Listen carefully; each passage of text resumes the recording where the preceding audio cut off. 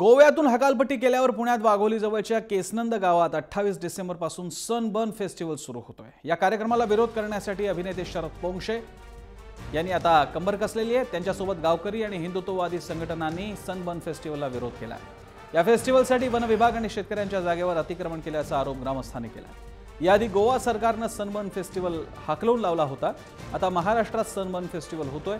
सरकारने फेस्टिवलसाठी का परवानगी दिली याची माहिती नाही। हे चुकीचं असून गावकऱ्यांसोबत चर्चा करून त्याला विरोध करण्यासाठी मी आलोय, असंही शरद पोंक्षेंनी सांगितलं।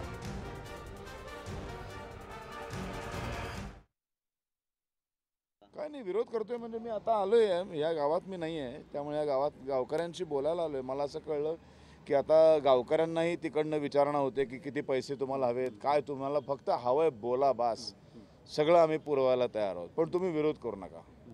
कुठून तरी इथे त्यांना ते बसतान बसवायचंय।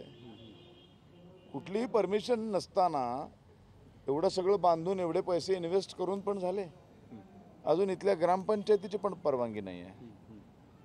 कुठेतरी आपलं शासन त्यांना पाठीशी घालून का घालतंय हाच प्रश्न आहे आमचा।